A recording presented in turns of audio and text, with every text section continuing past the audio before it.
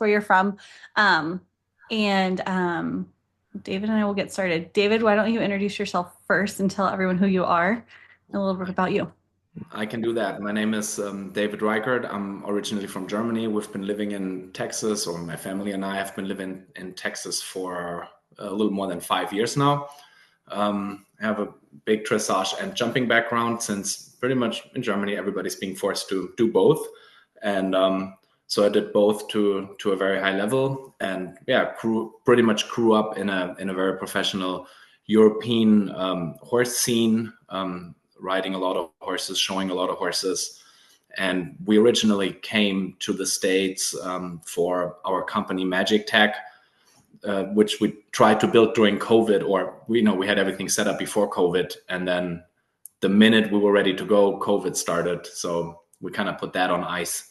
And then kind of almost by accident came into the horse industry, and then everything developed from there. And now we have a riding school with actually 3 locations in the Houston area with hundreds of kids.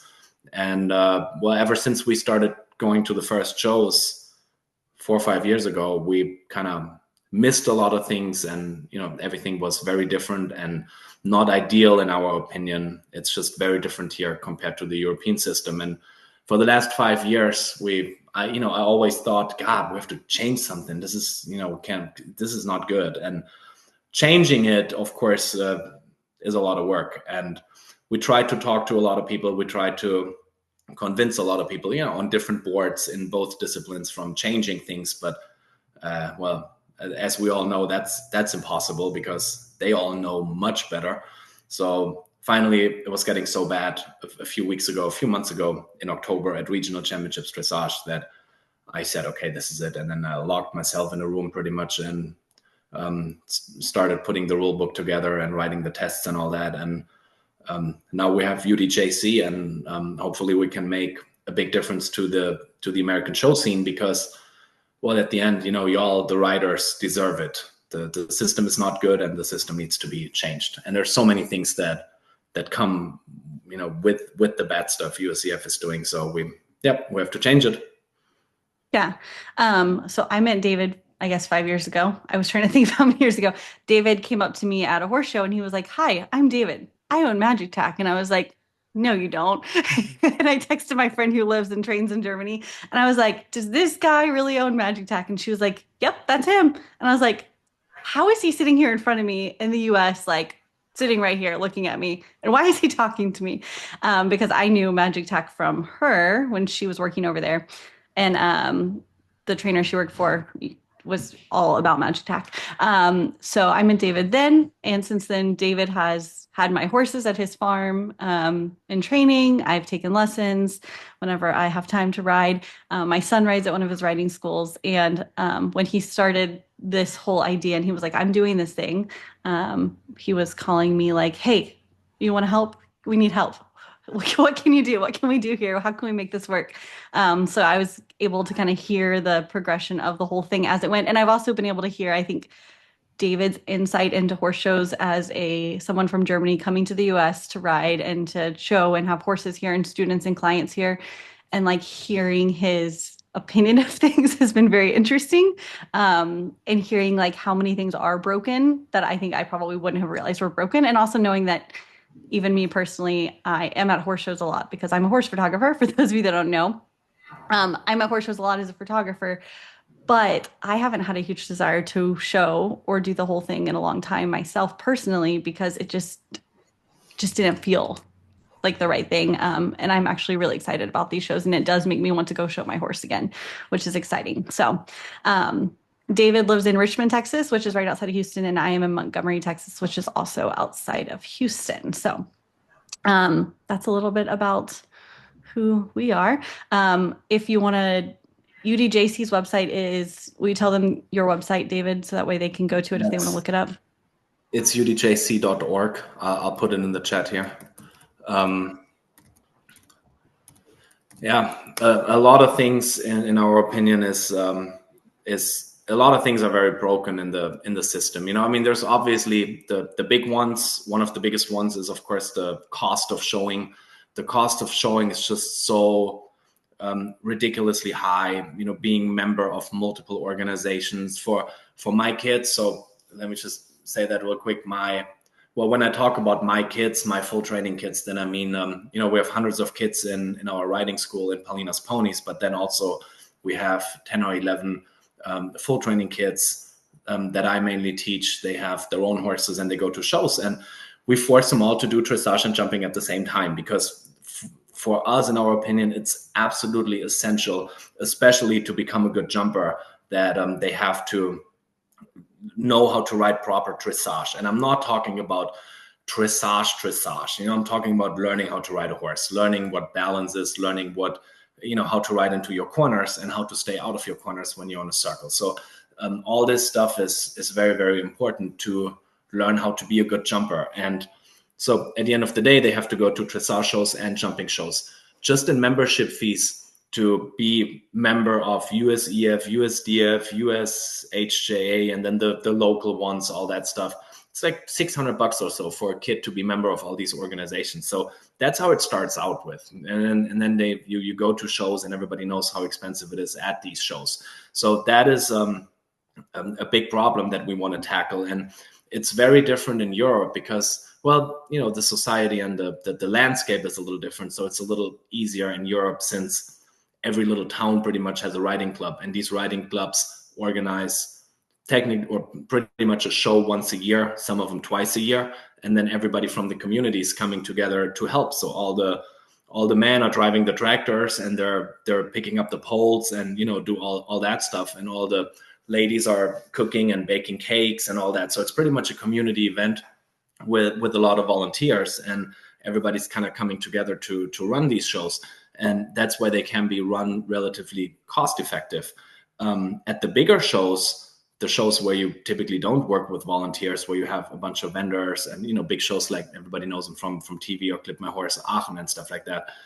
They're very expensive, very big shows, but these shows have, other than in the United States, tens of thousands of spectators. So if you look at Aachen, 300,000 people come to Aachen and they buy a ticket for $150 a piece. So they have, what is that? I don't know, 45 million coming in just in ticket sales, so you can blow these events up. And here, everything's being run as a business, even the little shows. So a lot of money is being wasted on that, just running the shows, not very cost effective. And then, the showrunners just say, everything got so much more expensive, so we're just going to charge people more and more and more in order to pay for the flowers and pay for this and pay for that. And a lot of it is useless. And that's why everything's getting so expensive. And of course, there are 3% of people that can afford that, and they don't care, and they're like, yeah, whatever, I'm just going to Wellington. It doesn't matter if it costs $5,000 or $2,000 or $10,000.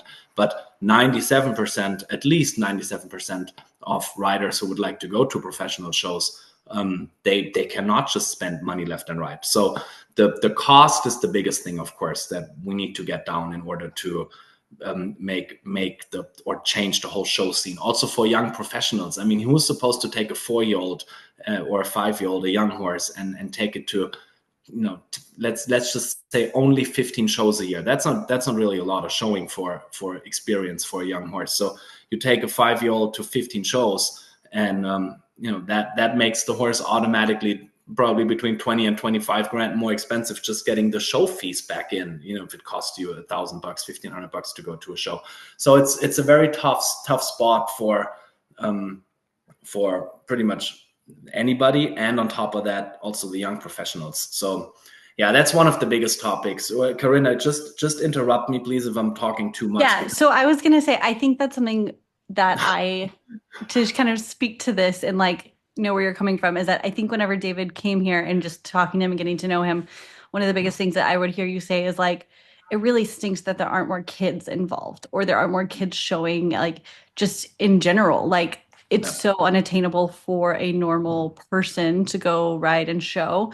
And especially in the dressage world in Texas. And those of you that are outside of Texas might not have the same thing. And I don't think this is echoed quite as bad in other locations, but in Texas, the dressage world is really getting small. There's not a whole lot of young people involved.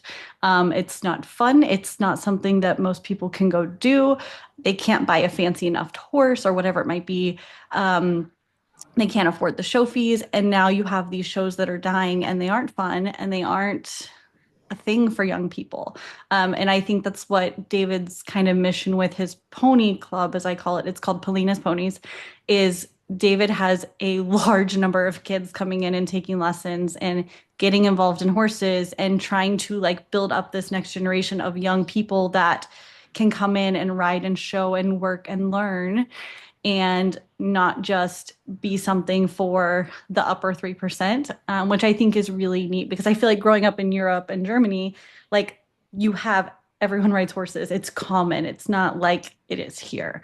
And I feel like that's a big part of it. And these shows are the next step in helping young people and more people get involved too.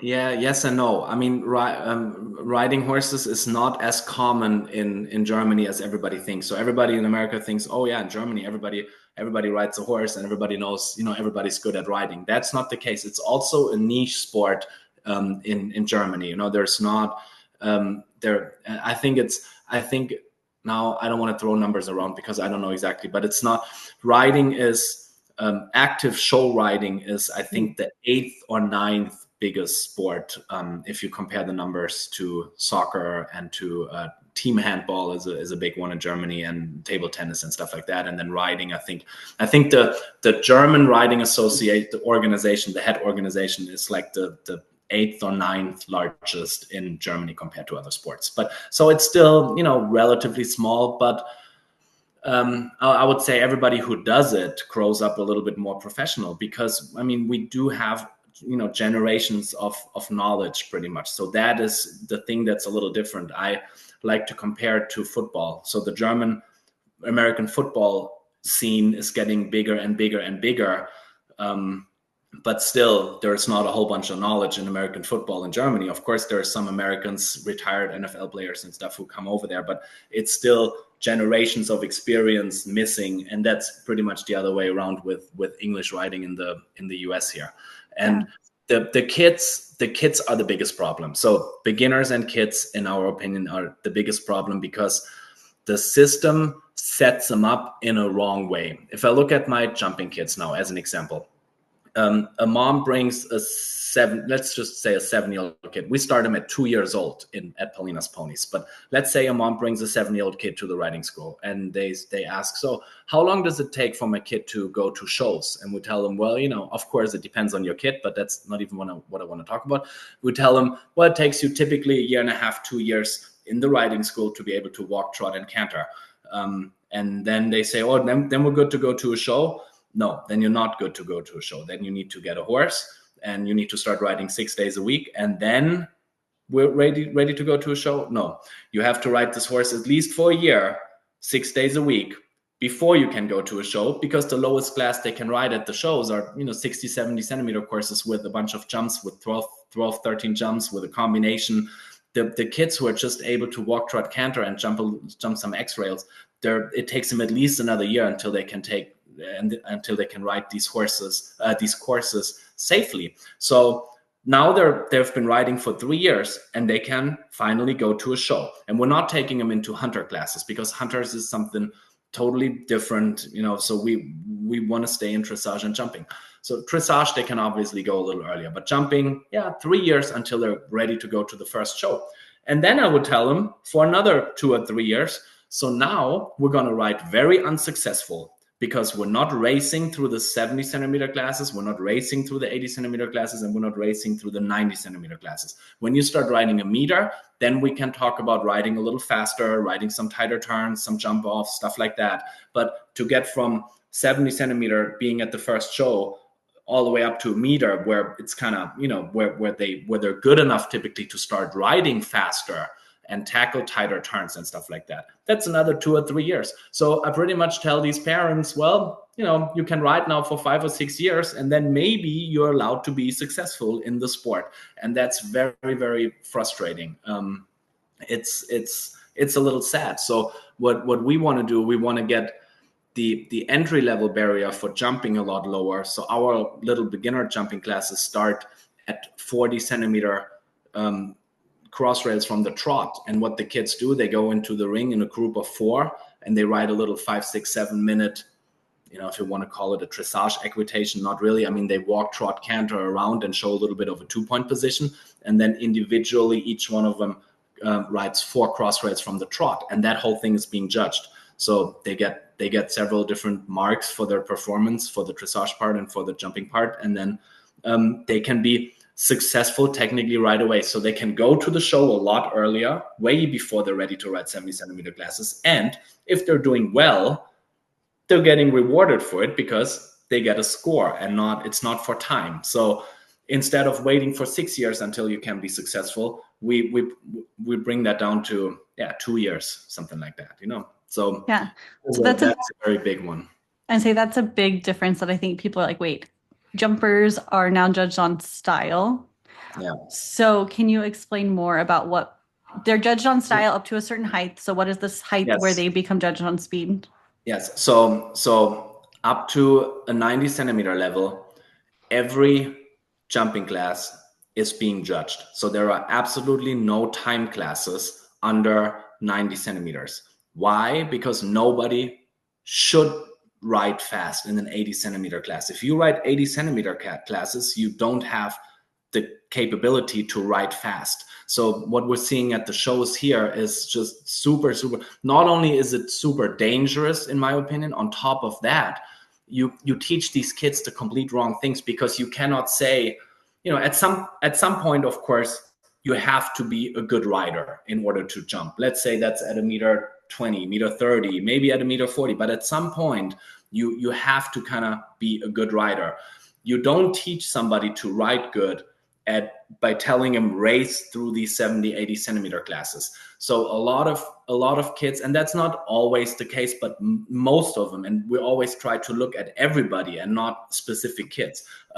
If you look at everybody, most kids are not going to learn how to ride properly if they race through 80 centimeter classes. So there's a limit. So they might be winning these 70 centimeter classes and they might be winning 80s and 90s, but typically they don't ever ride a meter 30. We want to develop kids that are able to ride a meter 40 at some point. So yeah, okay. I think Carrie has a question. Yeah. Awesome. Thank you, guys. This is exciting. I'm so happy that you graced my feed like 2 days ago. I just learned about this conversation. So thank you, David, for all this creativity and for what sounds like a tremendous integrity that you're building in your program. I could gush because that's what's necessary. I have a couple of questions, but I'll start with the dressage question in the UDJC approach. Yeah. How are judges educated, or perhaps better asked, what can be done for the kids to learn that good dressage is not about big, fancy moving horses? That's an option. But how are judges going to be coached to judge such that connection and actual good riding is actually what is celebrated and put up?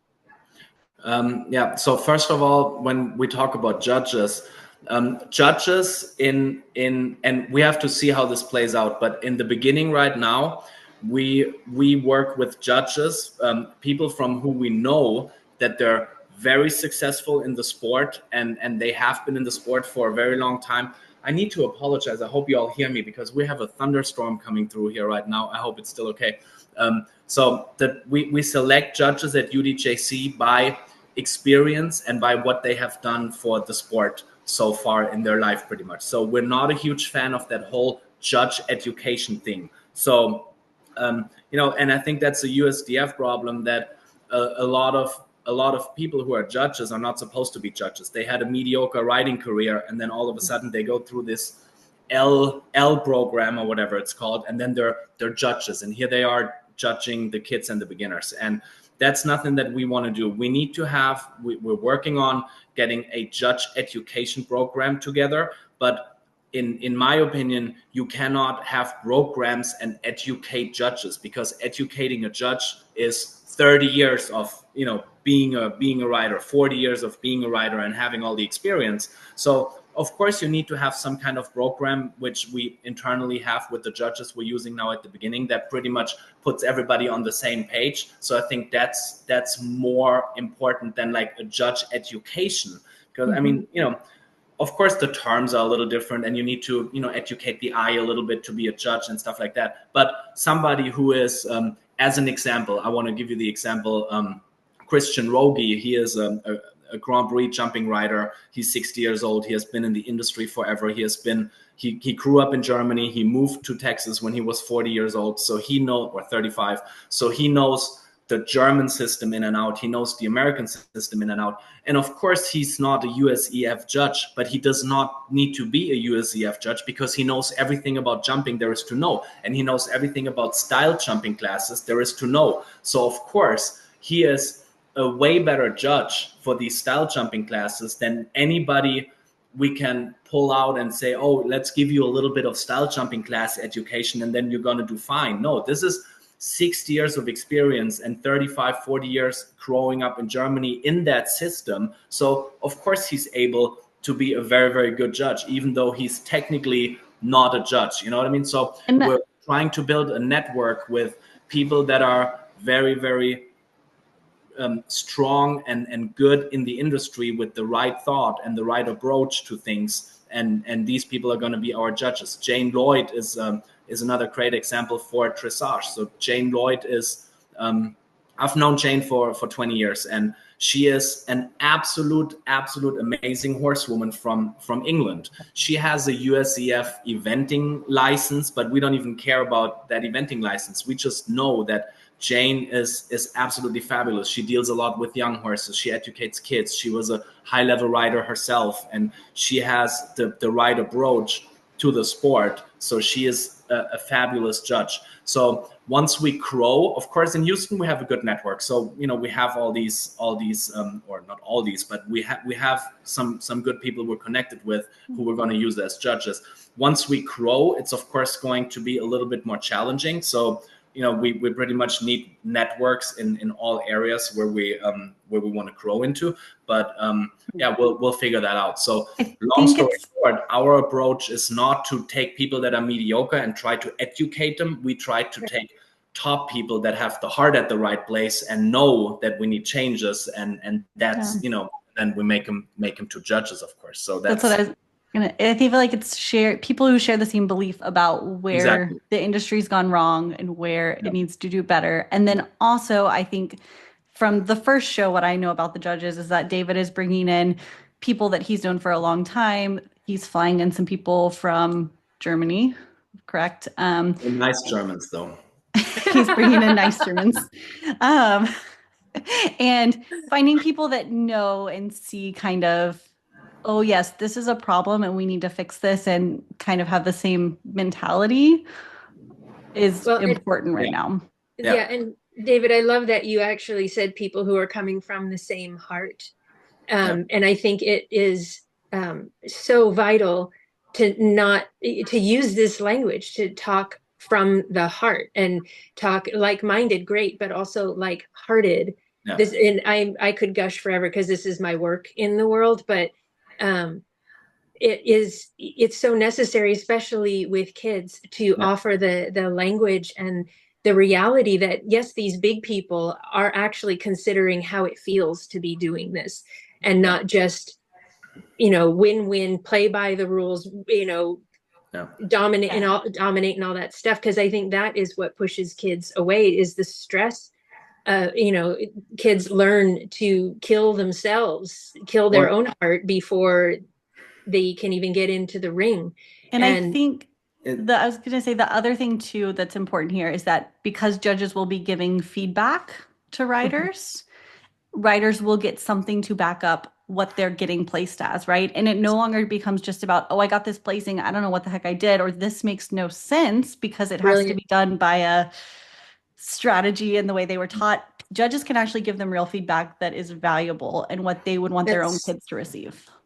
Absolutely. We will never have a score not in dressage and not jumping. Whenever it's scored, there is going to be feedback, and that's either in written form, or it's going to be on a microphone coming from the judge directly, or it's even both sometimes, depending on the judges. So we want to give feedback, and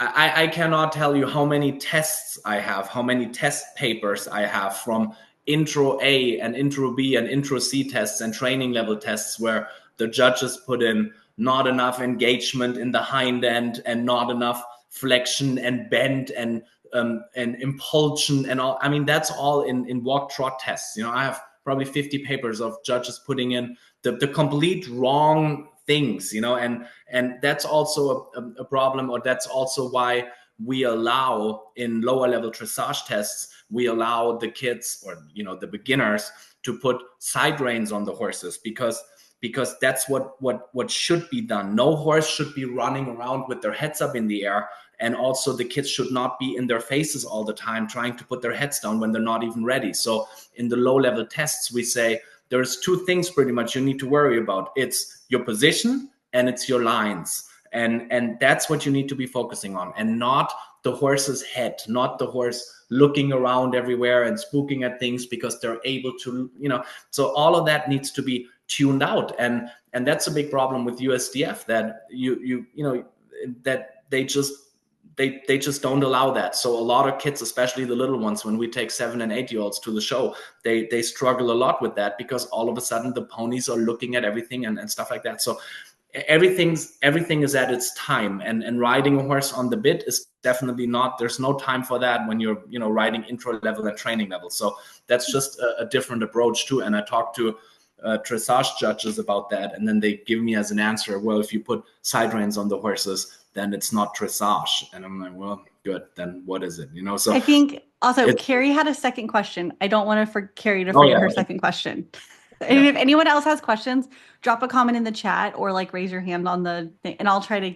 David likes to talk a lot, so I'll try to just limit if he gets too off track. Thanks so much. The second question really was about, and this is just a very broad curiosity, but how do we weave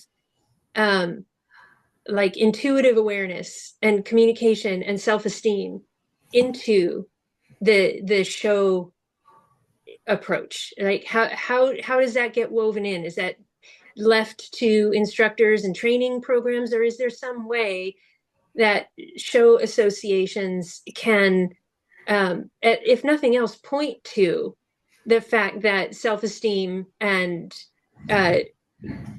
feeling connected with your horse is also a thing on top of good position and good lines, right? Can I chime in here, David, real fast? Yeah. Okay.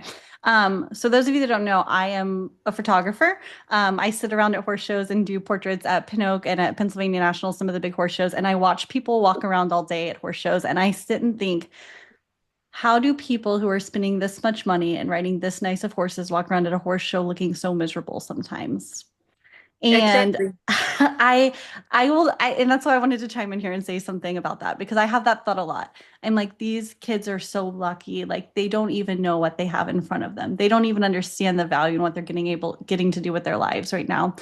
But I think, from my perspective of being around horse shows and watching this, I think it happens from only focusing on winning.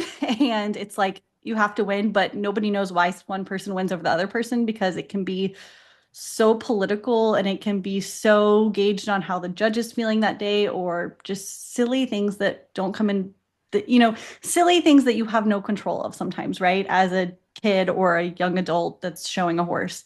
And I feel like the judging system shifting a bit, having feedback from the judges will be super helpful here.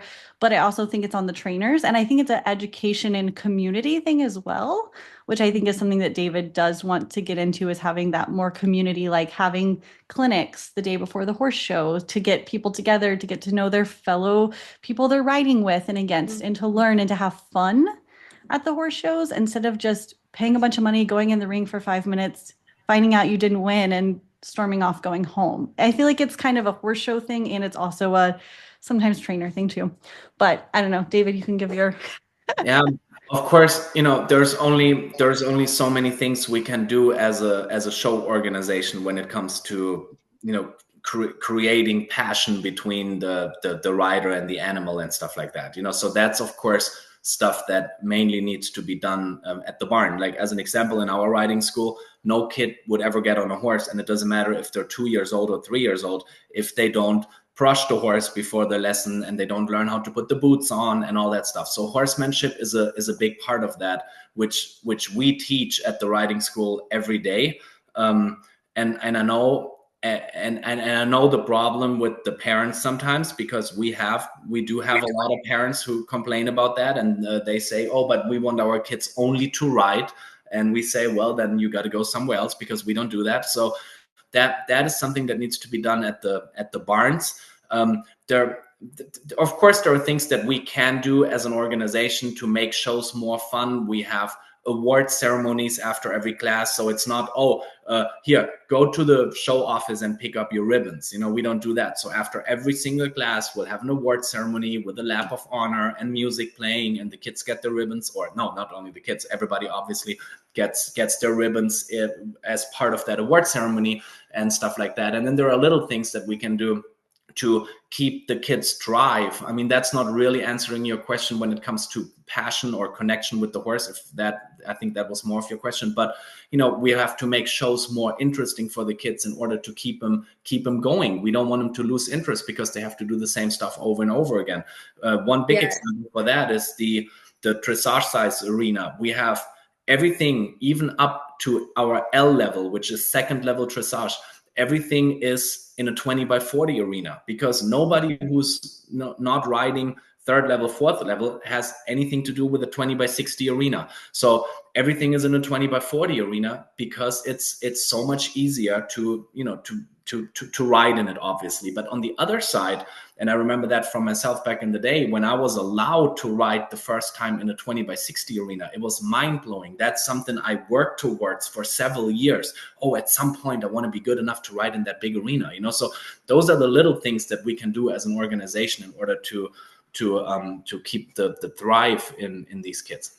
Yeah, and I love, and I'll stop after this, but I love that the judges are allowed to give feedback, and I just would plant the seed that there be a coaching for judges to begin by offering what was done well.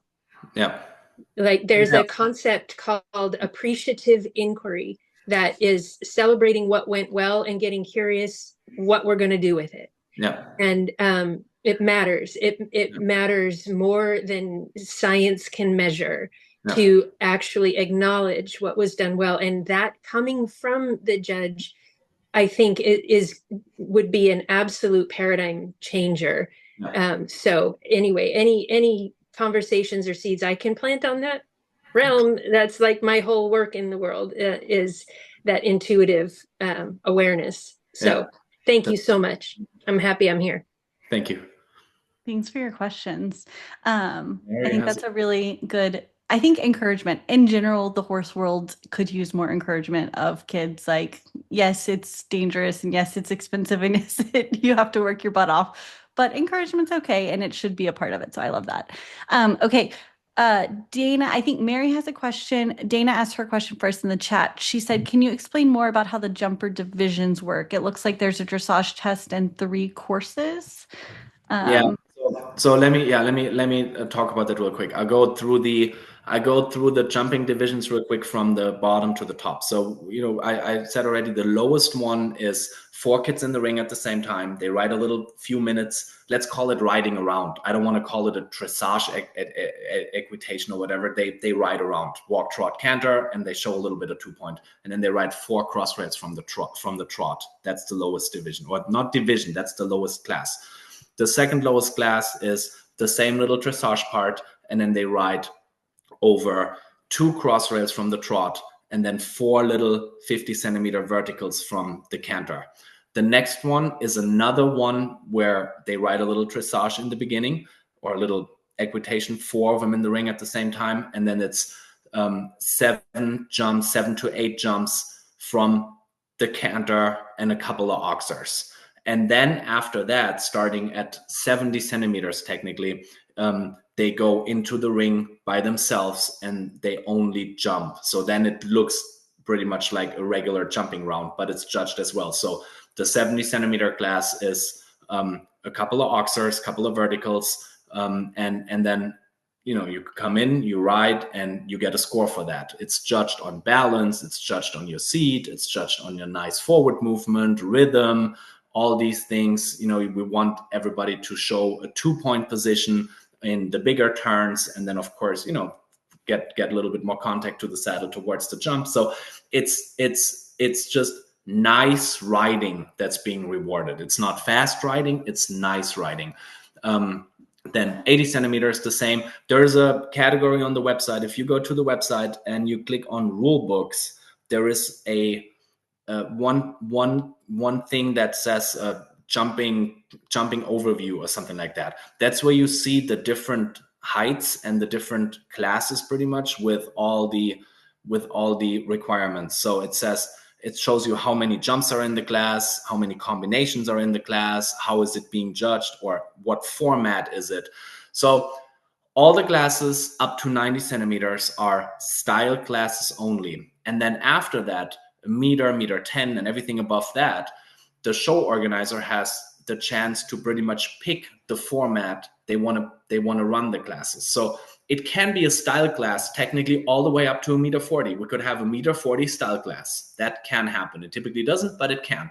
But then we have regular classes, times and faults. They're called against the clock. Then we have pure time classes where your penalty points, your faults are being converted into seconds. Then we have jump off classes. The jump off is always at the end of the class, though. It's like in a Grand Prix. So we don't race or ride around and then go into the jump off right away. It's always at the end of the class.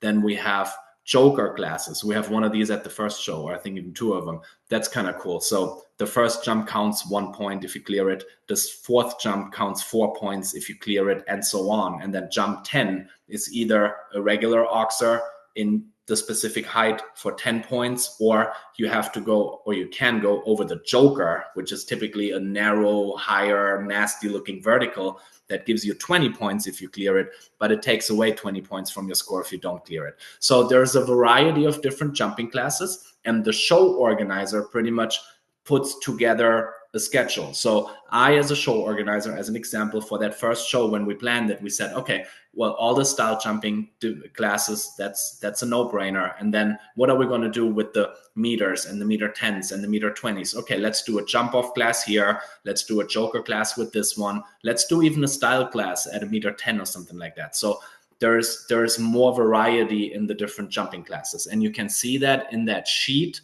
at the very last, on the very right, it tells you what can the category be of this particular level. Does that make sense? Did anybody understand that? That's Here, let me share my screen. Oh yeah, that's a good idea. So everyone can just see it, and if it's helpful. So okay, so these are all of the levels here, and you were saying on the right-hand side, these are the different styles that, or the different modes that the class can be in. So everything, including the A1 star level, which is 80 to 85 centimeters, maximum of 1 combination, 8 to 9 jumps, relatively slow, 300 meters per minute. The horse has to be 4 years old at least. There's a minimum $150 prize money in the class, and the mode has to be style. So, and you see everything underneath that has to be style. And then at A2 star, it starts to be style and combined. Combined means, you see that down at the bottom, different modes. That's where it kind of, well, the explanation for it is in the rule book, of course. But combined is a really cool, interesting concept that you have to write a regular course and it's judged. And the top 25 or 30%, whoever's going to be placed, that depends on the show organizer, whoever's going to be placed makes it to a jump off, and the jump off is against the clock. So the jump off is for time pretty much. So you have to write nice in the beginning, and then you in the first round, and then you have to write fast in the jump off in order to be higher placed.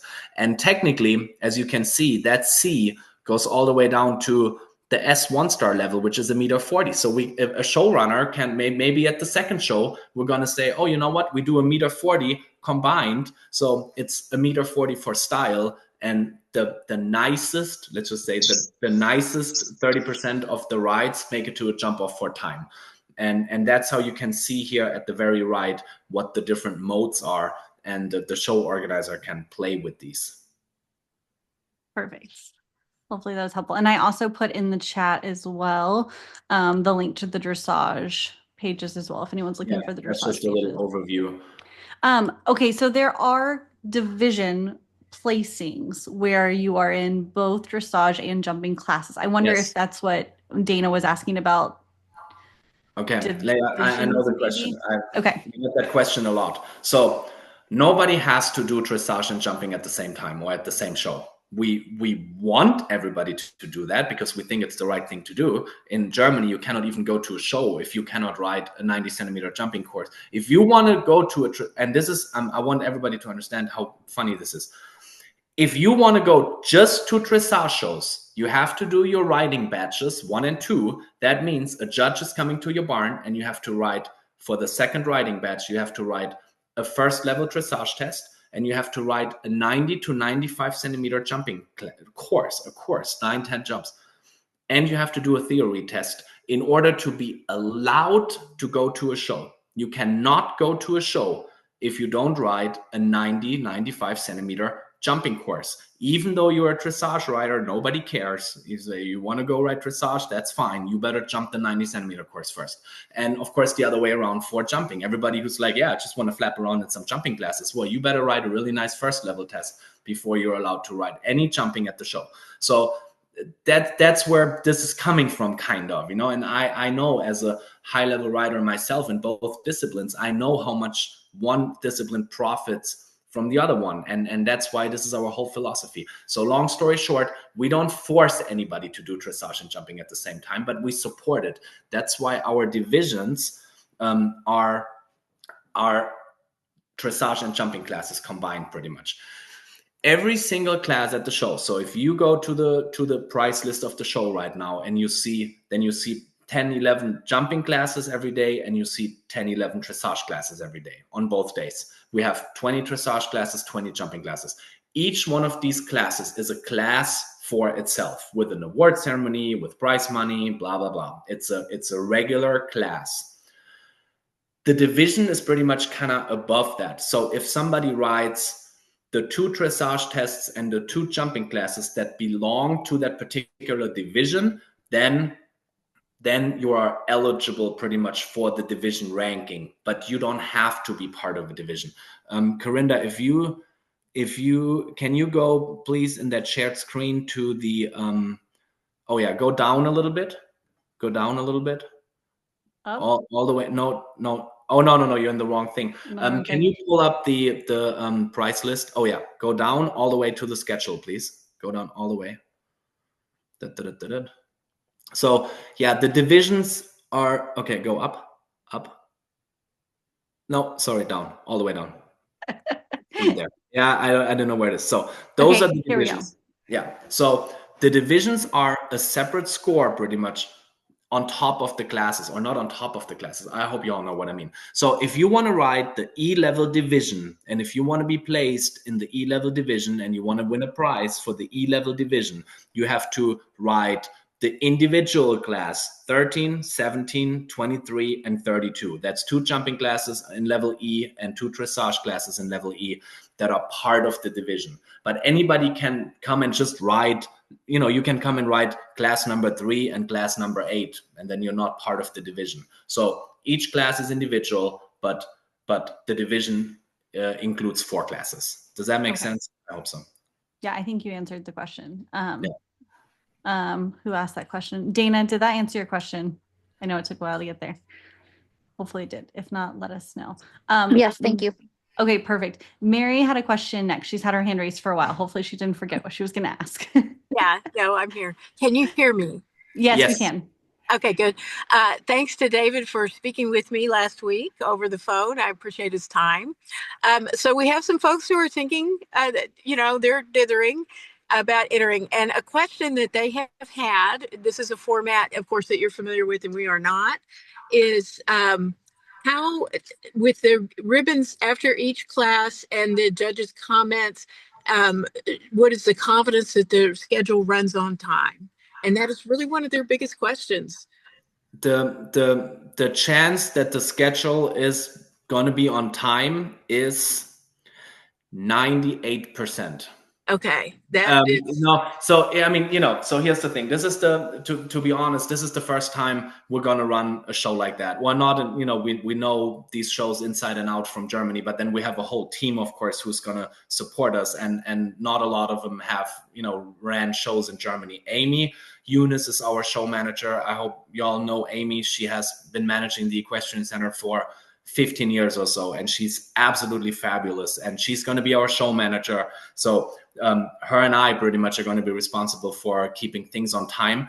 If nothing goes majorly wrong, then everything's going to be on time, because we're gonna create the time schedule after we know how many entries we have in each class. So if we know we have 15 entries in this class, it's probably going to take 45 minutes to an hour, and that's the way everything is going to be scheduled. And that's, of course, including the award ceremony. And so as an example, for the jumping part, the award ceremony is being held at the same time while the course crew is already changing the course for the next class and stuff like that. So a lot of things are going to happen at the same time. So we're very confident that we're gonna have a very good time schedule, and that all of that is going to work out. I mean, of course, we might be maybe at some point something's going to start 15 minutes later or something like that, but we're not going to have anything like at USEF shows where you show up at the show and you have no clue when you're going to ride. So that's not going to happen. So we're trying to make sure that everything's going to be super nice scheduled. Okay. Can I ask one more question? Yes. Okay. Where do you see this organization? What would you like to see it doing 5 years from now, 10 years from now? And with the USEF, how do you see that working out? Well, I don't care about USEF to start out with. So I want to say that I don't really care. So I see UDJC, and that's the way we designed that. I see UDJC as a real organization that can compete, or compete is the wrong word. It's not a competition. I see UDJC as a better alternative to USEF, at least in the way it's right now. I mean, they might come around and change things and stuff like that. I doubt it, but it might happen, and then it might be perfectly fine. We wouldn't be doing this. We don't do this because we want to. We do this because it's necessary. If USEF comes around and they change everything and everything all of a sudden is fabulous, then that's nice, But long story short, I see UDJC as an organization that has a nationwide network with shows all over the country in every single area. And we want to run in every single area of the country. We want to run affordable shows in a system that makes sense. And we want to be a base for trainers that want to do the right thing with their students. So that is pretty much, we want to build. So here's the problem, Mary. So I talked about it earlier with Carrie about how long it takes to educate or to bring kids to the show and doing the right thing, blah, blah, blah. You're not being rewarded as a trainer in the United States at the moment to do the right thing. You're being forced to do the wrong thing in order to keep your clients with you. Most clients are not going to be patient saying, oh yeah, we'll wait for 6 years until the kid can be successful at the show. So the trainers are pretty much forced to do the wrong thing with these kids. And we want to be an organization that rewards good training, not only good riders, but good training. We want trainers to be able to take their kids to a show, educated in the right way, and be successful at it. And not like my poor kids who are not allowed to be successful for 3 years until they ride meter classes. One of the moms one of my kids got a ribbon 2 weeks ago, and the mom tried to hide it and apologized for the kid winning a ribbon because she knows that I don't want him to be successful. As stupid as this sounds, jumping 70 centimeter classes. So, and I said, no, it's fine. The kid wrote awesome. So, she, but it's just this weird mindset that has to change. We need to reward. We want to be an organization that rewards good riding and educated kids. And also that's one thing, I probably nobody really saw it yet, but at the little dressage tests and even at the little jumping tests, at the ones where the kids are being judged for the little equitation part, we have in every single scoring sheet at the low level tests, we have a grade in there for the attire being clean. It's called general appearance, not general impression. General impression is a score for, like it says, the general impression. But the general appearance score means a kid show up at the show, have your tag clean. I don't want to see dirty bits. I don't want to see dirty boots, any of that. So if they show up and they look spotless, that doesn't mean expensive. We don't require fancy, expensive saddles in order to get good scores in that, obviously. But clean tech, nice, clean boots, all of that, then they get a good score for that. And if they show up looking like slops, then they're not getting a good score on that and they can't win the class. Because I know that from my own kids, I'm sick and tired of saying it a million times.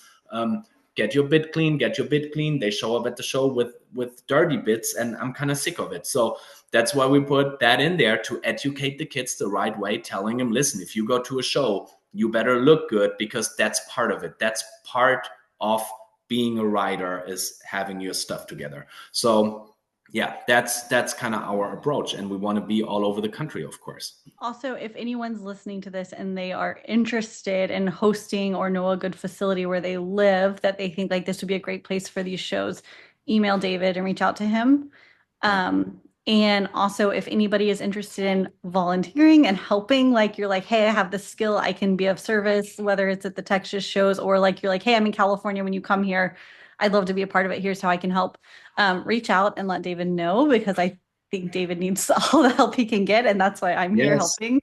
I'm here helping because I'm just like, I see the vision and I want it to be successful. And I know that it's going to take a lot of people just kind of chipping in here. And yes, info@udjc.org is David's email. Also, if anybody's interested in like donating prizes for classes, if anyone on here has a business or knows of any business owners that might be interested in donating prizes for classes or sponsoring or anything like that, then reach out to David as well. Okay, Sayer's next question kind of falls in line with that question. Will Saturday, Sunday schedule be the same? Yeah. So would you be able to show 2 days of the same classes? And Yes. Okay. And then how many rings will it be run in? The first show is only going to be 2 rings to start out in Katy. Yeah. So dressage in 1 ring. Yeah. And then I love the concept of ride times alphabetically ordering jumpers, just wanting to know if this will work with multiple rings and clients, which right now with only having 1 ring running for the jumpers, it won't be an issue. Down the road, once there's multiple rings and the shows start growing, how do you foresee that working, David? Well, we can still figure that out. I mean, that's something that needs to be figured out in the show office. I mean, so it's always the problem of what was first, the hen or the egg. So I'm pretty sure if we get, and I know that from Germany, shows that are being run in several rings, if we get everything on time in general, it's going to be very easy to schedule things in the show office, because you can see exactly, oh, I have that kid in this class that's starting at 1, and then I have another kid in a class at the other ring that's starting at 1:30, so I need that kid to be early and late, stuff like that. That can be at least 90% of that. I mean, I get it. If you bring 25 kids to the show, then it might be a little all over the place, but that can be scheduled in the show office. But if nothing is on time, nothing can be scheduled either, and that just leads to being more not on time. Right. So that can be done, but we need everybody to stick to the plan and everybody to stick to the times too. And also, to be honest, it's not our approach that every single rider always needs to be there with the coach holding their hands. So that's another thing that we want we want kids and also beginners to be a little bit more independently, so they can warm up the horses for 15 minutes, walk, trot, canter without the coach being there and stuff like that. So and I think it's a different mentality too. Yeah. It's like when you have a horse show series that is put together with the purpose of everybody supporting each other and encouraging, and kids feeling supported not only from their trainer, but knowing that if something were to happen, some other trainer would be nice enough to step in and be like, hey, I got you, let me help out, or a mom or whoever's around. Yeah. I think there's a different mentality that you might not have at some of the bigger shows in those situations. Whereas I think if there's a community built and it feels like everyone's working together, Yeah. I think that it'll make things like that a little bit more possible for kids. And I'm gonna have a big problem at our shows, because we're gonna bring, I don't know, I think 13 kids or so to the show. Each one of them rides 3 classes a day, so we're gonna have 40 of our kids, 40 trips with our kids. There are some of them that have never been to a show, and guess who does not have time to take care of them? Me, because I'm gonna be running around like a chicken, answer questions left and right, and being excited about everything. So we're gonna have, my kids, my meter 20, meter 25 kids, the 15 and 16-year-olds, they're going to help the 12-year-olds, and the 12-year-olds are going to help the 9-year-olds. So we're going to, we'll kind of get it done somehow, because we have kids in our full training program that have a very big knowledge. When they're meter 10, meter 15, meter 20 riders, they come with a lot of knowledge that is attached to that, because we won't let them move up the levels if none of that knowledge comes with it at the same time. So I'm very, very confident that I know that my 15 and 16-year-olds can perfectly, really high quality help the 12-year-olds and stuff like that. So, but that, yeah, it's probably a culture thing. So we're very big on that, or I'm very big on that. I can send, and I'm not kidding, I can send 11, 12-year-olds to the show by themselves. And we did that already. We were in Germany, Caroline and I, and we sent an 11 and a 12-year-old to the show by themselves. The mom drove them over. The parents don't even know what a horse is, but the little kids were capable of doing all their own stuff. And I know that's not very common, but we have to move towards that, and the trainers have to move towards that. It's necessary, because yeah, it is necessary. Okay, and I have something I'll throw out here, and just to get everyone's feedback or thoughts on this. If y'all are in here, drop a comment in the chat. How would y'all feel about having the judges teach clinics or help the kids the day before the show? We keep saying kids, you know what we mean. Yeah. How would y'all feel about clinics the day before shows? Is that something y'all would be interested in or excited about, the possibility to learn from your judges the day before the show? Or does anyone have any input on that? Or have you experienced anything like that before the show? Okay, it's a yes, David. Put it together, make it happen. Yeah.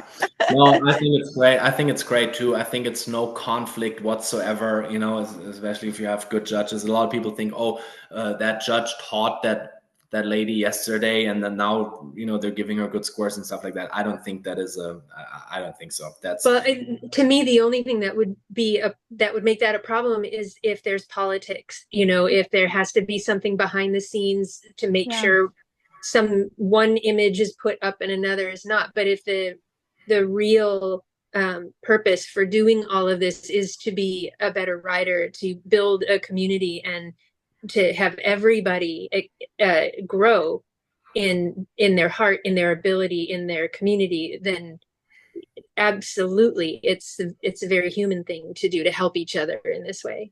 Yeah, and I think that also helps the riders get to know each other too, because I think that even like as an amateur, if you're riding in the warm-up ring with people that you've never met and they kind of scare you because you're like, dang, look at their horse. That horse looks so fancy, and oh my gosh, versus getting to spend a couple of hours riding a clinic or sitting and listening to somebody teach with that person and getting to know the people that you're showing with, I think is also really nice as well. Yeah, and then you can celebrate each other, and it's wonderful. Yeah. Yes. For sure. Someone else had a question. Okay, will judges' comments be given after each class? Will it happen at the end of the day? How will that happen? It happens at the end of the ride. So of course, in every single dressage test, we'll have a classic paper, just like USDF, of course, where you put comments in, and you can find all these tests, of course, on the website in the test category.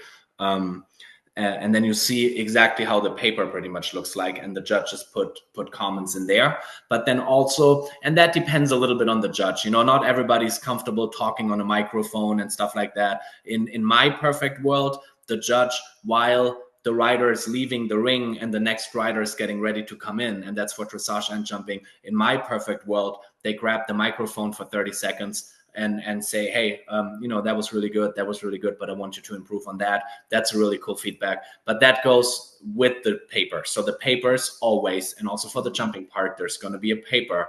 So they're getting feedback in written form always, but then ideally, and most of the judges, I'm pretty sure, are going to do that. They're gonna get 30 seconds or a minute of feedback directly coming from the judge when they leave the arena. Yes. Okay. Mary Kay asked, Mary Kay, to answer your question, email David about that, and David will get back to you about sponsorship stuff. Tanya said, will kids, amateurs, professionals be separated, or will they all be competing against each other? No, everybody's competing against each other. So there is an exclusion to that, or back to the show specs. Remember how we talked about how every show organizer can pretty much put the jumping classes together however they want? You can do that. You can play with different parameters there as well. So there might be a show organizer that says, I want to have a style jumping class in L level that is only under 18-year-olds, or only ponies, or under 21, or something like that. So in the show specs, that might happen that specific classes are only for a specific group of people or group of horses, something like that. But in the big rule book, not. Everybody competes against everybody. And that sounds very scary, I know, because nobody's used to that, but it's a very, very, very normal thing in Europe. Everybody competes against everybody.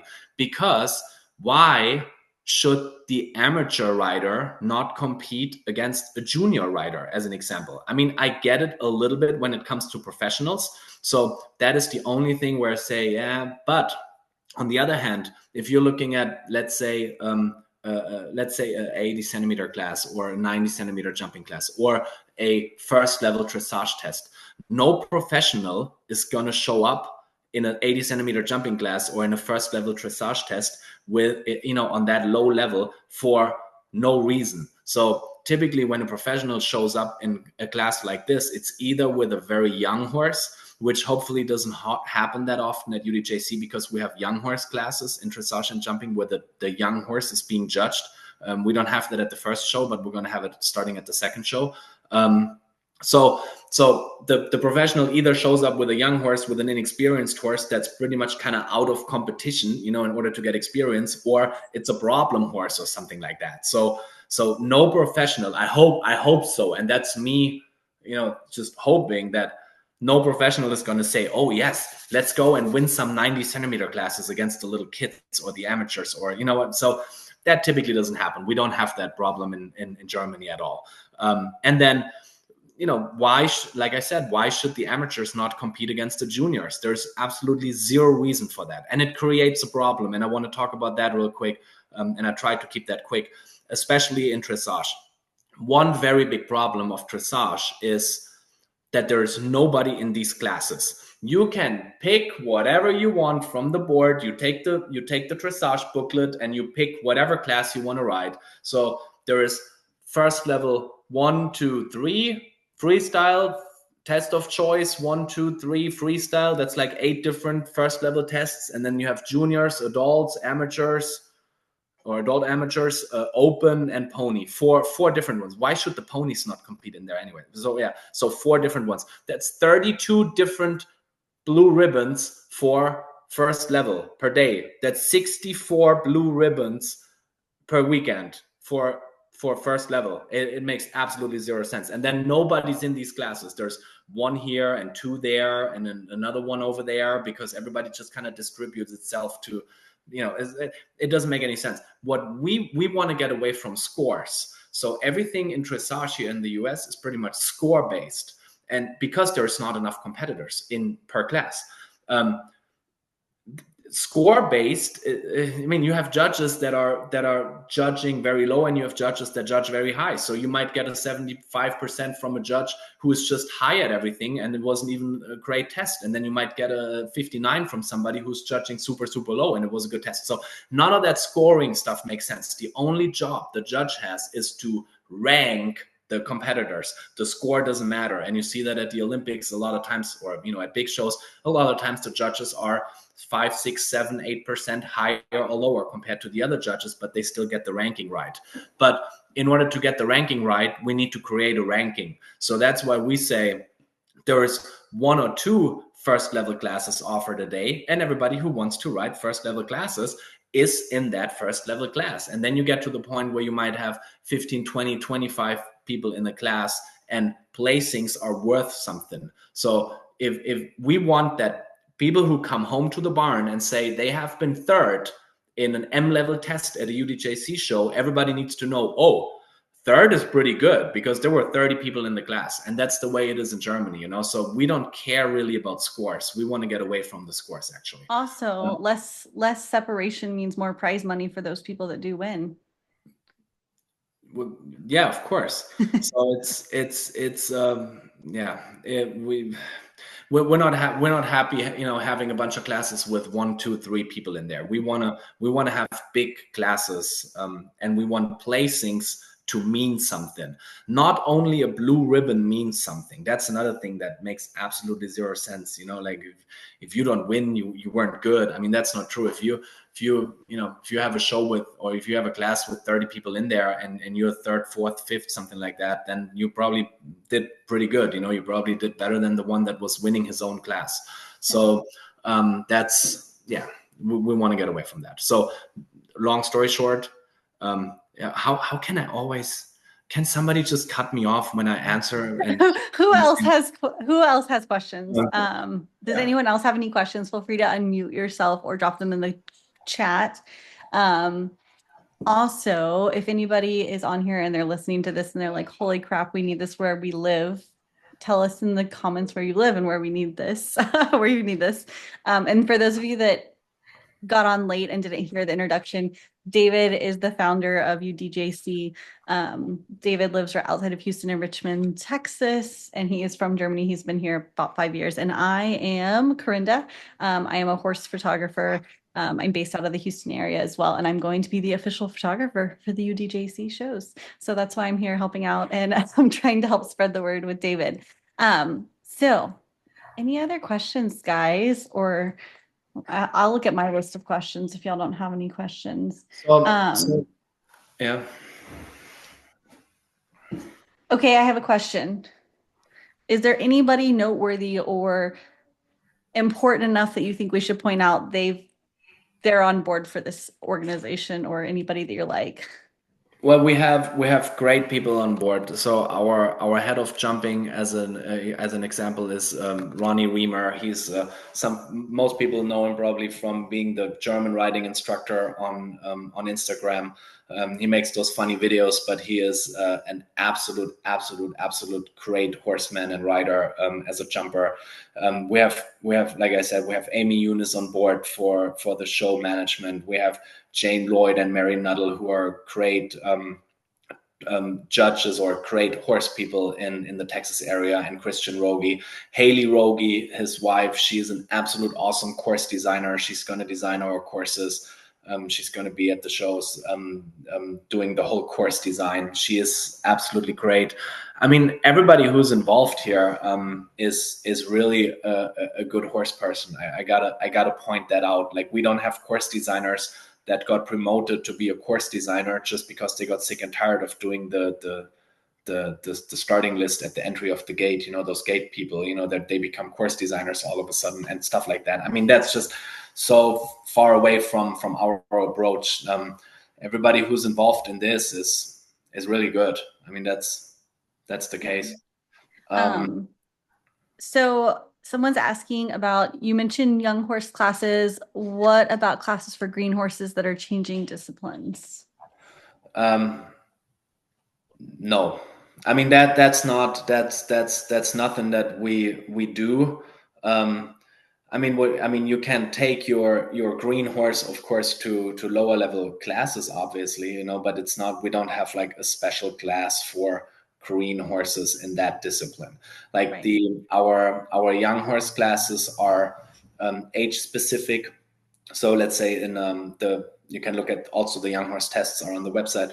So the 4-year-olds, they pretty much do a first level test. It's very easy, very straightforward, circles, straight lines. The 5-year-old horses do a second level test with a little bit of collection, not the whole test, but like half the test is collected. A little bit of counter canter and walk canter and walking pirouettes. And the 6-year-olds do pretty much third level with flying changes and half passes and some lateral stuff. So that's the dressage. The jumping part, and also the jumping horses are completely being judged. The young horses, they're completely being judged, even though it might be a higher level. So typically the 4-year-olds do a little 70-80 centimeter. They do a level jumping, which is 70-80 centimeter. It's a very fair course, straightforward, long lines. In every one of these courses, there's at least one long side that is only canter for the judges to evaluate the canter. So, you know, they would go like jump 1, 2, 3, and then it's a very big long side and maybe half a turn where they just canter, and then the next jumps come up and stuff like that. So that's for the 4-year-olds. The 5-year-olds do meter classes, meter 10 on L level, and the 6-year-olds do M level, which is meter 20-ish. So, but it's always judged on the horse and the horse's capability of jumping and moving, and the horse's future as a jumping horse. So, but there's no, you know, if you have a 4th level dressage horse, a 15-year-old, and all of a sudden you want to start jumping it, awesome, you know, write the little jumping levels. But we don't have like a special class for 15-year-old retired dressage horses, or, you know, ex dressage horses or something like that. So if that answers. I feel like part of the system too is keeping it so simple that there's not a lot of extra things, which helps keep it affordable and easy to run and schedule, and all of those things. Is like, if you can keep it simple and to the point and not have a lot of extra little things here and there, then it makes it better for everyone in the long term, as far as affordability and the way it runs. So. And I know it's relatively complicated to understand everything here in the beginning, obviously, but once you kind of have the hang of it a little bit, it's a super easy system. It's very straightforward. There's not like, I still don't understand the half of the system that's going on here, you know, in the States, like especially when it comes to the hunters. I don't, all the green glasses and this and that. So we don't have a lot of that. It's very, very straightforward, pretty much. Okay. So I have a question. Whenever you say, and let's maybe answer this for the jumping and then the dressage, the classes. So you don't always have to have the fanciest horse to win at these horse shows, because there's a lot of other things that come into play. So how does that translate? What are they primarily judged on in the jumping classes? And then transition, what are they primarily being judged on in the dressage classes that is different than what we might be used to seeing? Well, that of course depends on the level, you know. Right. So if we, let's say in the low jumping classes where the beginners, you know, jump a few X rails and stuff like that, we look at different things, of course, than when you ride a 90 centimeter or a meter jumping class. In starting at 80-90 centimeter, you know, we want to see a flying change. If you don't have a flying change, you can go back to a trot and ride a nice organized lead change over trot, and it does not give you any negative points or something like that. But well, you know, it's probably easier to explain it with the young horses. The 4-year-old is not supposed to do a flying change. We want to see a change through trot, but then the 5-year-old, a flying change is required, of course. So, you know, depending on the level, you look at different things, and it's relatively easy in dressage with the directives. In jumping, it's very similar though. So in the little jumping classes, all we want to see is a nice position, and that the kid or the beginner kind of knows where they're at. You know, that is, if you know jump 2 is over there, that's perfect. You're good. You know what I mean? I'm exaggerating, but yeah. That's of course a very low level. But then, and especially when it goes to higher jumping classes style, let's say we have a 1.40 style, just saying, we expect a lot different things. Then we expect a very, very nice course where everything is accurate. The lines are perfect. The strides are perfect. All of that, of course, that is not required in a 50 centimeter jumping class where you just kind of, try to survive. Yeah. Okay. So can I ask a question that I know you love? Will there ever be hunter classes? Yeah. I mean, yeah. So if you would have asked me a few weeks ago, I would have said no.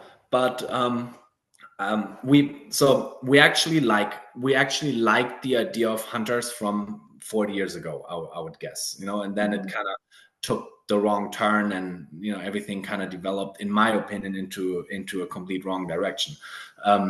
That doesn't mean that it can't be cool though. So we're thinking about doing something for the hunters probably mid-end next year, mid-end 25. We want to create a concept. We're going to talk to a lot of good hunter people, and we want to create a concept that that kind of creates a different hunter experience.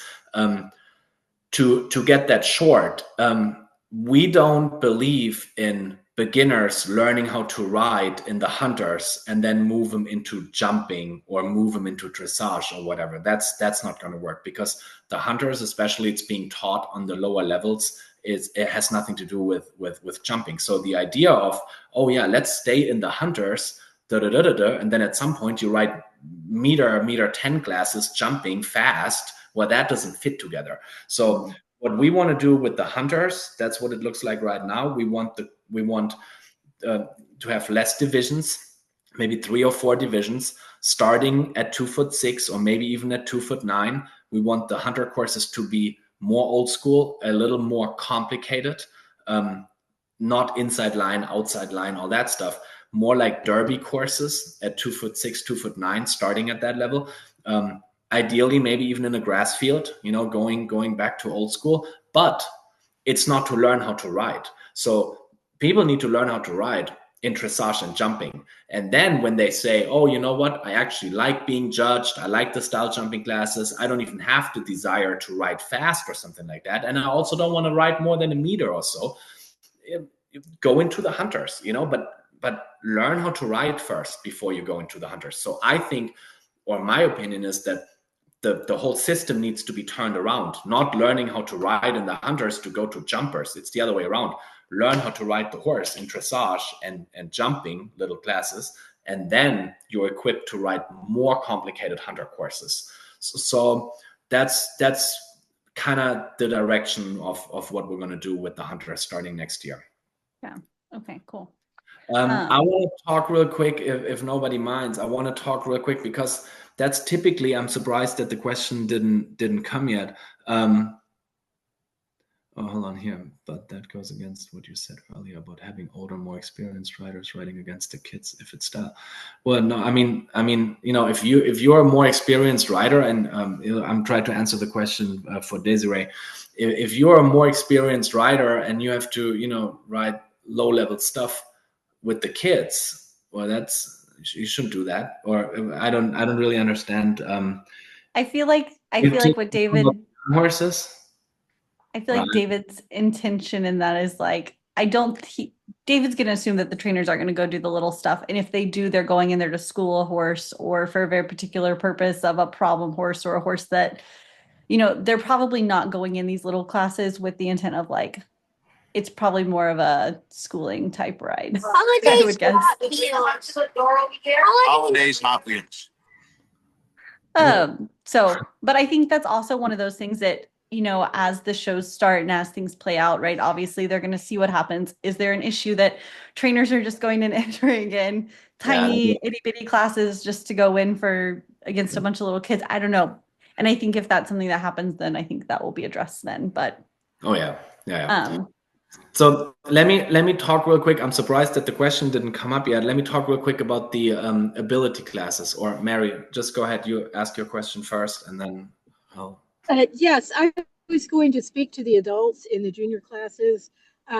So when I was in eventing, it is very common for adults and juniors to compete against each other, depending on how they sort out the divisions. And Yeah. I in an area for a while that really didn't have enough riders to separate them. But in any case, not every adult is a trainer, and not every adult wants to move up to higher. Yeah. You know what I mean? They Yeah. want to stay at a level they're comfortable with. Yeah. And in fact, 80% of eventers stay at novice or below, which is their second level out of what, 6 or 7. So anyway, I just wanted to throw that in there, is that it's a broader, the kinds of people who ride and what they're doing is probably not as structured here as it probably is in Europe. Yeah. And I just throw that out there. Yeah, but that's that's no problem. I mean, everybody who wants to stay in a particular level to be comfortable and not move up, that's perfectly fine too, so that's no issue at all. The whole thing of moving up, that's not even a thing that much in Europe. Like, when I grew up and I moved up levels, I never thought about, oh, I need to move up levels as fast as possible. Well, first of all, your trainer had you in one particular level until you won.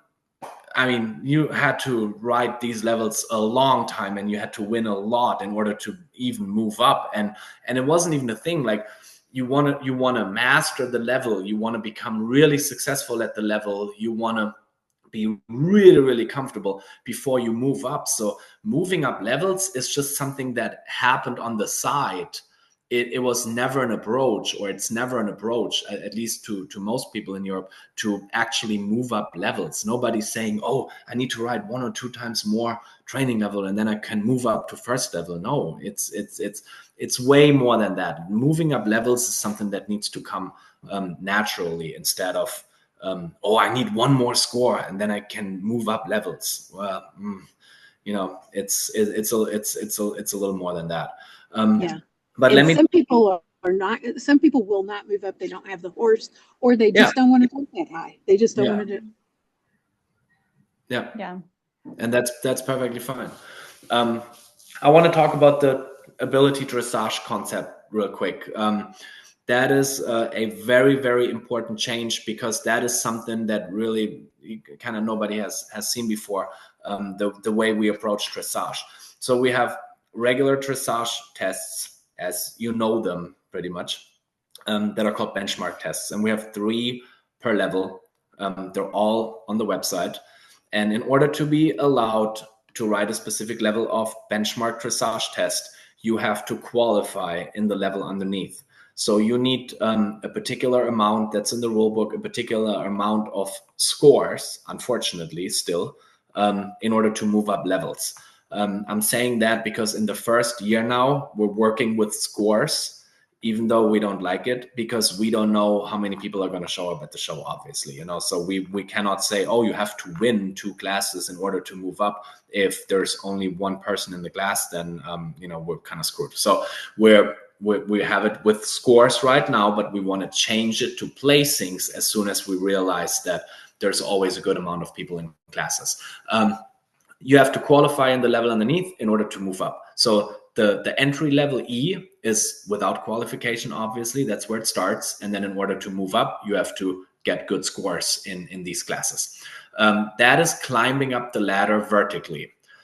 Because we know that this is going to be a problem for a lot of riders that have been showing higher levels for a long time. We don't want to force them to ride training level and first level and stuff like that if they don't want to. So we developed a second path that in the beginning, when I developed it, I actually thought about it as a quick qualification path. But now, talking to so many people and digging deeper into that whole concept, I think it's going to be wonderful for a lot of people who want to ride dressage. It's called ability tests.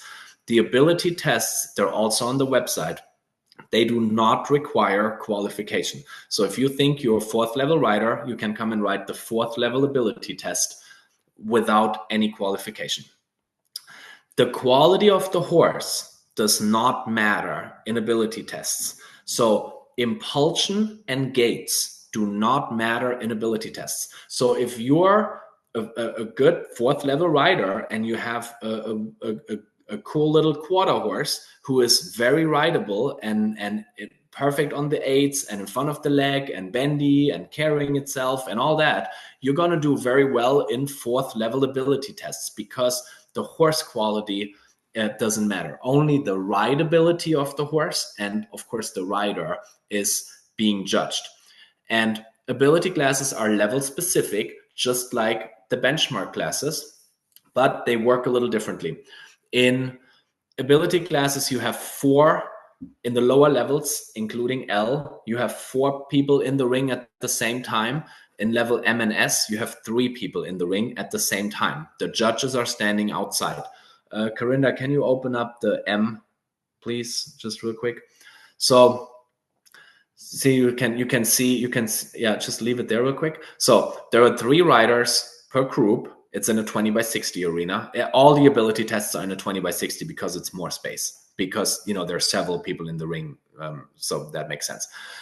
15 minutes is the free part, and then there is a review, but let's go through it real quick. So 3 riders are in the ring at the same time, and that whole thing looks a little bit like a clinic or a lesson from the outside. The judges are standing outside of the arena and they call out movements to the riders. So the judge would say, I want to see some collected canter. All the 3 riders in the ring pick up a collected canter and perform a collected canter. Then the judge says, I want to see some medium canters. So everybody writes a few medium canters. You have always a little bit of time to set your movement up and then ride it. Then the judge says, I want to see some flying changes. Everybody writes some flying changes, looking like a lesson. So we want the atmosphere in these ability classes a little looser and a little cooler than in a regular dressage test. So if you need to walk for 15, 20 seconds, the judges are going to have you walk in between anyway. So you're not riding your butts off for 15 minutes here, riding medium canters and collected canters. There's, of course, always a little break in between, and, you know, they're judging the walk and stuff like that, of course. But if you feel like you need to walk for a few seconds, then walk for a few seconds, you know, and catch up with it. So that's no problem at all. We want a nice lesson clinic atmosphere. So the judges go through all these required movements. That takes about 15 minutes, and that is scored. So you see down here, you get a score for the general impression, you get a score for your seat and your aids, you get a score for the accurate use of the arena, and you get a score for the submission, pretty much technically the rideability of the horse, if you want to call it that. And the scores are going to look like, wait real quick, Corinna, go up a little bit again.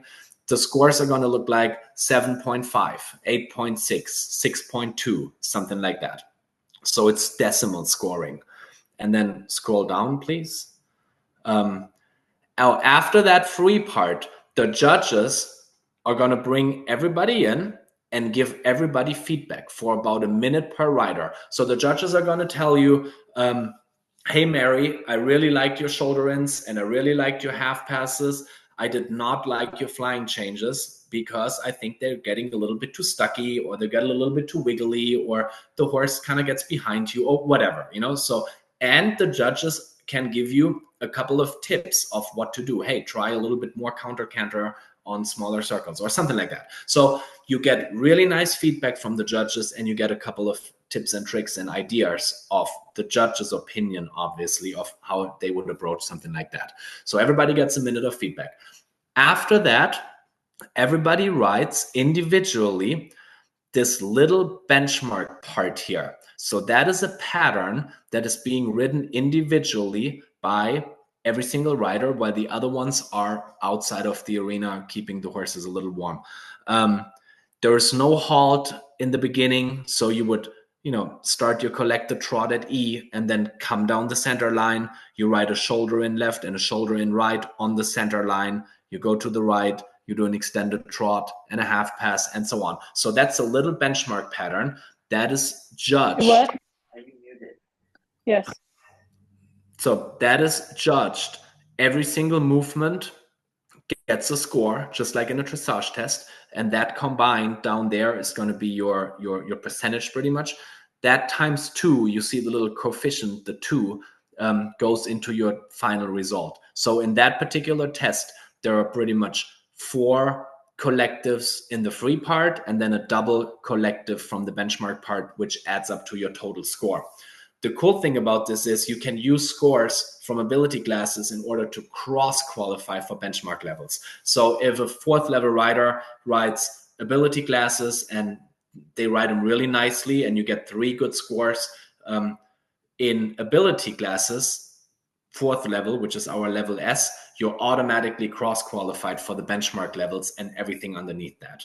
So, but we think that a lot of especially amateur riders are gonna love the ability classes because it's not that much pressure. You know, it's not, oh, now I'm in there by myself and the judge is gonna look at me all the time. And I think especially for amateurs and for not, let's say, high level dressage, I think these ability classes are going to be really, really cool, and also for young horses. So of course the young horses have the young horse tests, but also, you know, to get the young horses out there and get them a little bit more experienced than only the young horse tests, this is going to be great for them. It's not going to be judged on the young horse, of course, but you can still take the young horse and give him a bunch of experience being in the ring with other horses at the same time. So we're very, very excited about the ability concept. It's totally different, but I think that concept can be revolutionary, to be honest. Not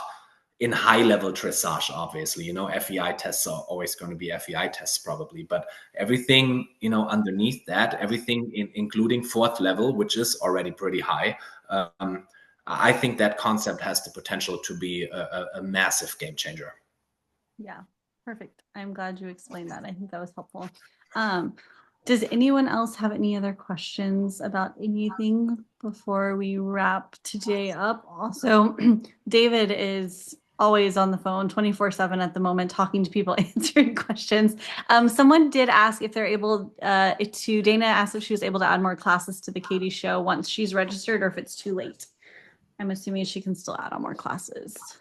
Yeah, you can add on more classes if so the classes that we offer at the Katie show, those are the classes that are going to be held at the Katie show. So I don't know if that's your question. You cannot create your own class, but if you signed up for the show already, you can add more classes in Ring Radar. Yeah. So let's say you signed up for 2 dressages and you want to write 3 dressages, then you can add them in Ring Radar. And if not, if you see, I'm not a Ring Radar professional, so I don't know. But if you can't do it, you can send us an email real quick, and we can definitely do that on our end. Perfect.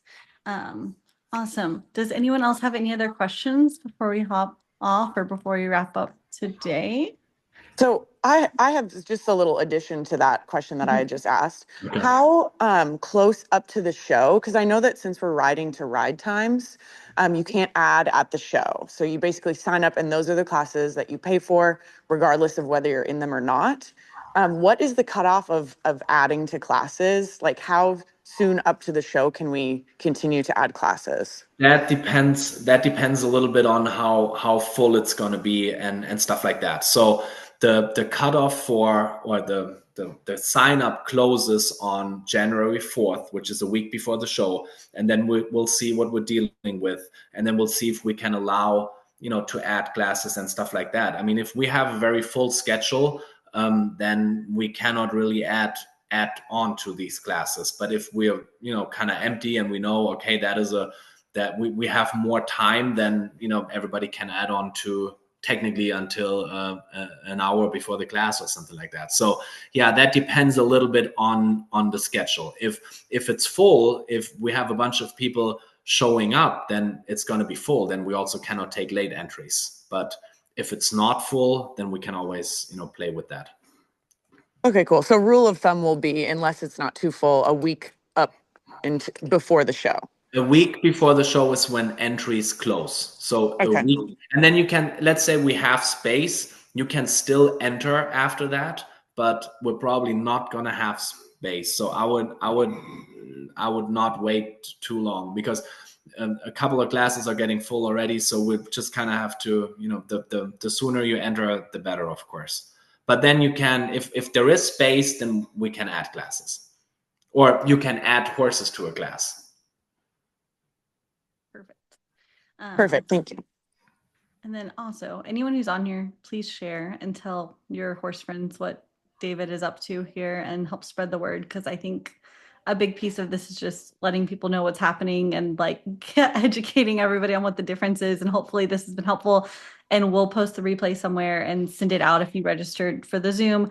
And we'll post it on social media as well. So if any of you want to go back and share it with your friends or tell your trainers or whoever to join in, you can go get them to listen to this. Yeah, we really appreciate that. I mean, we need everybody to show up and make this a success. You know, it's on everybody to change things. And I know everybody wants change, and I know everybody is desperate for change. Now we have a chance to have a change, so we need really everybody to participate in it. I mean, we have a really big hype. It feels like all over the nation. Like we have so many people who want to do shows with us, and the videos, the first two, or especially the first video we did, really blew up, which was helpful, and we didn't expect that, but it was cool. So the hype is relatively big at the moment, but it doesn't help to have all the hype and all the talk if people are not showing up at the show. So yeah, we hope for everybody to show up and help us make a difference. Yes. Hey, David and everyone, this is Michael Leonard. To that point, I just wanted to chime in because if anyone else on this call is like me and they're thinking to themselves, how can I run some of these format shows at my venue in the future, say later this year, I think what might be helpful, and I'll make the suggestion, is we do another Zoom call similar to this one after the first horse show. And it can be a debrief on what worked well and what are some of the, the things that we learned that we're thinking about incorporating into the future UDJC shows. I think that would be helpful. And then I also think that as time goes on, perhaps, another call that is catered more specifically to people that are looking to organize UDJC shows versus say maybe ride in them. And then we can have, some conversations that are a little bit more specific to that. Because I'm sure that everyone would agree with me, what will be important is also making sure that we apply some consistency to all of these UDJC shows that'll go on as time goes on, so that everyone is having, that same great experience that we all intend for them to have. Yeah. And also, David, real fast before you respond to that, where are shows? Definitely we have Texas shows. What's in the works next? And then where do you see this going? And then you can kind of address that just so everyone has an idea of where y'all are at on that. Yeah, we'll have shows planned in Oklahoma, and we have shows planned in Ocala. And I don't want to talk too much more about it because nothing else is kind of safe yet, So we have a lot of talks all over the country. We're talking about the Chicago area. We're talking about California. So we have a lot of talks at the moment, but I don't like spreading that before it's not really a thing. I don't want to say, oh, yoo-hoo, in March we come to California, and then we're not. So Texas is planned. We have so 3 shows at the Equestrian Center right now are like scheduled technically already. We have a total of 8 or 9 weekends at the Equestrian Center in Katy that we can do. We have, I talked to Rob from Harris, so we can go to Harris and have shows at Harris. Michael Leonard, who just jumped in here, is, trying to do a couple things with us at Texas Rose, so we have a few things that, are probably an option. But yeah, I don't want to talk too much about it, but it's gonna be exciting. We're going to have a lot of shows, and we're going to have a lot of venues. Perfect. Yeah. So there are other things in the works. A debrief. We'll have to let y'all all know. Well, there will be lots of great videos and lots of photos at the first show and lots of behind the scenes showing how it's working. I promise. I think we might overkill the photography and video stuff. And you have somebody coming to actually video the first show as well, David, correct? Yeah. So I think we will have lots of behind the scenes and lots of what's happening. So make sure y'all follow UDJC on Instagram and Facebook, and you'll also post on TikTok, or I'm on Instagram 365 Days of Horses. So we'll be posting kind of behind the scenes at the first show there as well. So, Yeah. But yes, we will definitely be updating with how things go and how the first show goes, and try to make some more calls scheduled if anybody has questions, or if anybody like wants to get a group of their barn friends or their trainer or somebody else, and you're like, hey, can we do another call? Reach out and let us know so that way we can schedule something else. Yeah, you can, shoot us a text on social media, the social media channels. I mean, you all probably know them. It's UDJ Club on social media. Send us an email or whatever. We're pretty much sadly on the phone 24 hours a day. The poor kids don't get to see the kids because I'm hanging on the phone so much. So just shoot us text and we'll answer them all. And yeah, let's make a good change here. Perfect. Well, And thanks Corinda for setting all that up. The first time I'm Zooming. It's crazy. Welcome. 2025 can come. I'm on Zoom now. Now you can just learn how to host your own meeting. You'll be golden. When I live on Zoom. So, well, it was great seeing all of y'all on here. And like I said, we'll try to get a recording published out somewhere for y'all to watch or to share with your friends, and reach out to David if you have questions. I can try to help if y'all have questions, but I'll probably send you to David unless it's photography related, and then I can help you there. Bye, everyone. Bye, guys.